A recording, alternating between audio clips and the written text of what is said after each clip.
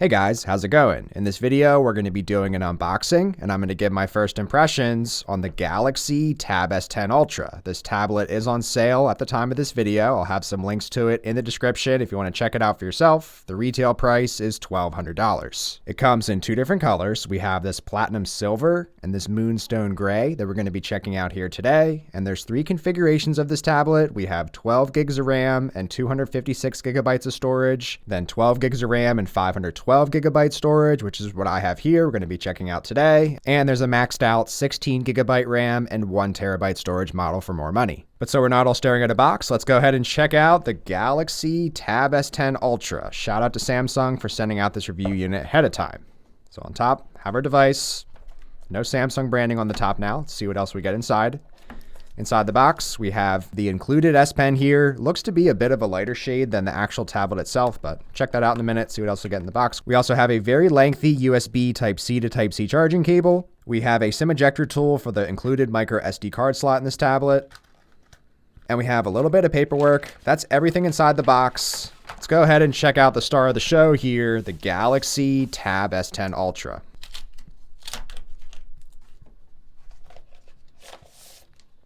First impressions immediately out of the packaging, we have a very thin and pretty lightweight tablet considering the size of this. Have a nice two-tone finish here with the charging slot for that S Pen.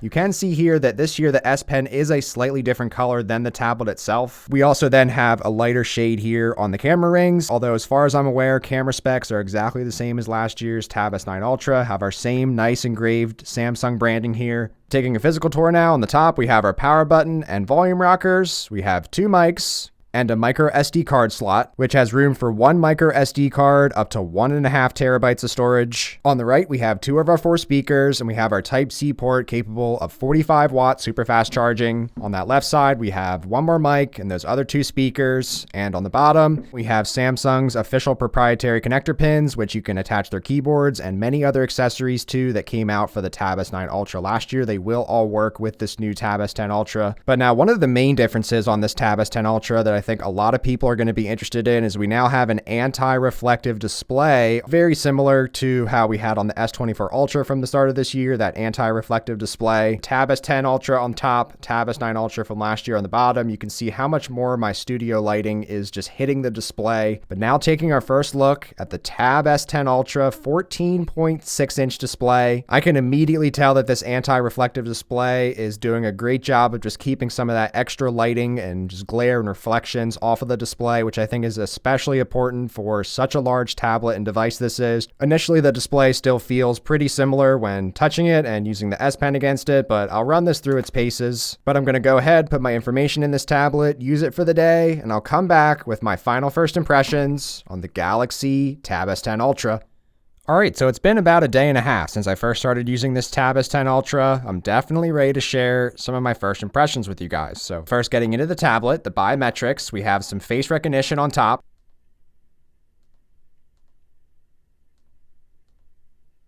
I found that it works very, very quick. Even if you have the keyboard covers on, as soon as you open up the keyboard, it's going to unlock right away and get you in. We also have an optical fingerprint scanner over here on the side. You do have to just wait a little bit for it to register. It doesn't unlock instantly like on Samsung's S24 flagship phones. You have to hold it down a little bit to get in. And once you're in, you'll be greeted by the enormous 14.6 inch display. It almost feels like taking the screen of a laptop and just ripping it off, and then you can just have this in your hands with you wherever, whenever. It's still does feel a little unwieldy in the hands when holding it for longer periods of time. So last night I was holding it for about an hour just watching videos in my hand, and my hand did start to get fatigued after a little while. Let's just do a quick weight check here on last year's Tab S9 Ultra.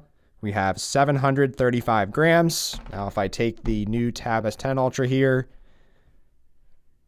coming in a little higher at 740 grams. So this is actually a few grams heavier. So if you are going to get this tablet, I highly recommend to get some accessories with it. It's definitely nice to at least have some sort of back stand so that you can prop this up when sitting with it on your lap, having it into a slightly raised up angle for doing writing, drawing, and sketching, or just having it more of a desktop setup. But before I get into all that, I want to touch on what is actually new with this Tab S10 Ultra. The main difference is going to be this anti-reflective display. I cannot understate how nice nice of an upgrade this is for this very large device. Using the Tab S9 Ultra for the past year, including the Tab S8 Ultra for a year before that, this screen is very reflective. I don't know if it's just because it's such a large screen and can capture more light, but I can very often see my reflection when using those past gen devices, whereas on this Tab S10 Ultra, I don't see the reflection of my face at all. I'll do my best to show this on video. I'll wave my hand in the corner of each of the tablets and go back and forth between them to show that you can really see your reflection a lot in the Tab S9 and Tab S8 Ultra if you're not at the complete maxed out brightness, which I will add, if you have this tablet at maximum brightness, it can blast out your eyes. It is so bright. So it is nice to not always have to use this tablet at the absolute maximum brightness and blast your eyes out. But aside from this new anti-reflective display, some of the new AI features, really the only other main difference is the new processor, the Dimesnity 9300 plus chipset. On paper, at least, there's about 15 to 30% gains between the CPU, the GPU, and the NPU, the neural processing. But I can confirm in my first day of usage, I've been very happy with the performance of this tablet. Everything I've thrown at it can handle it perfectly fine. No stuttering or lag or anything. Going between any sorts of menus or multitasking or switching over to Samsung Dex happens right away. There's really no lag on this tablet at all. Taking a look at some of my initial gaming testing, playing Super Mario Strikers on Dolphin Emulator, I had no problem playing this at 4x native resolution. And after playing for about 20 minutes straight, the device was completely cool to the touch, not warmed up at all. So this might be a pretty light task for this beefed up processor, but overall for an average user like me, it feels exactly like the Tab S9 Ultra as far as just really speedy and responsive performance for whatever it is that you want to throw at this tablet. Taking a look at the battery life, I was able to get 9 hours of screen on time in a full 24-hour period, so I'm very impressed with the battery initially. This consisted of a few hours of watching YouTube videos, a few hours of being on Google Chrome, multitasking between different web pages. I was on the home screen a lot, just testing out that maximum brightness and the anti-reflective screen for some of the shots for this video, replying to some of your comments, doing some note-taking in Samsung Notes, doing a little bit of gaming testing, answering some emails and things, but overall, I am very happy with the 9 hours of screen on time, so I just want to let people know that you don't have to worry that this isn't a Snapdragon processor. We still have very good battery life on this tablet and very good performance. Taking a look at the cameras, we have the dual lens setup on the back. We have a 13 megapixel standard lens and an 8 megapixel ultra wide lens. My initial pictures look fine, nothing spectacular here. You can also film up to 4K 30 with these cameras. However, I will say it feels very awkward doing any sort of pictures or video taking with this very large tablet. So this will be fine for scanning documents and things like that, but I think more so the focus will be on the front-facing cameras. We also have 4K 30 on the front-facing. I do wish we had 60 frames here for a little bit more smoother and premium feeling experience on an ultra tablet, but main feature here is definitely the ultra wide angle lens. This just fits so much into your frame, so this is like literally the perfect tablet for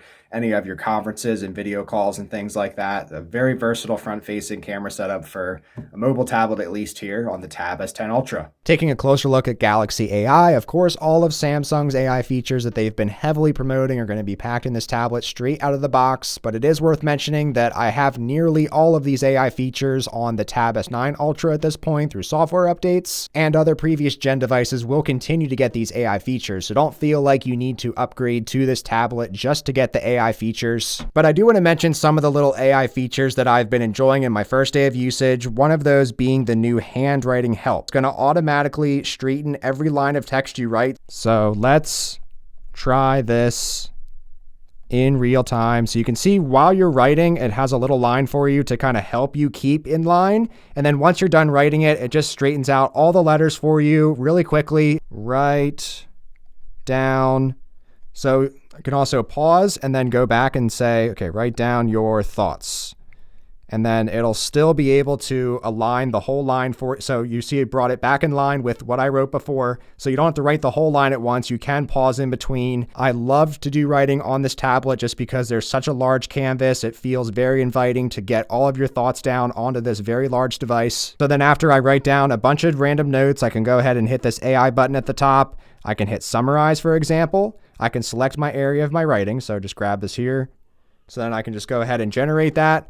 And in very little time, it's going to go ahead and get a summary of all the stuff that I wrote down. It could be very messy handwriting, but it's just going to go ahead, pick up those bits for you. So this is super nice for just jotting down a ton of thoughts and then having it in a nice organized manner later on to reference. And then there's also, of course, all the usual Galaxy AI features we've been seeing on all of Samsung's new devices, such as being able to hold down on a video and watch it back in slow motion, and then being able to save that video. And to wrap up what's new as far as AI goes, we of course have the new Galaxy AI Key right on the keyboard. Now, when you first do this, you have the option to set up the Gemini AI assistant, or you can go ahead and use Bixby. So for now, in my initial testing, I've just went with the Bixby assistant. So whenever you want to, just go ahead, hit that AI button, and then it's going to open up Bixby. Now, what's nice is that if you're in, let's say I'm in Google Chrome, and then I want to look something up through the AI assistant, I can be in an application doing something, and then I can go ahead and hit that AI key, and it's just going to open it up over to the side. So I still have what I'm doing if I want to reference something and then look something up with the AI assistant. I can ask, what is the price of the Tab S10 Ultra? So I can just go ahead and input that, and then it's going to just give you an answer right away in this little app here. So you could say, here's what I found. Galaxy Tab S10 Ultra starts at $1,200, and then it'll leave you a link if you want to go ahead and check out something. So then I can just jump right to the Galaxy Tab S10 where it got the information from. There's also voice capability with this, so I'll show an example here. Open Gmail and Google Chrome in split screen.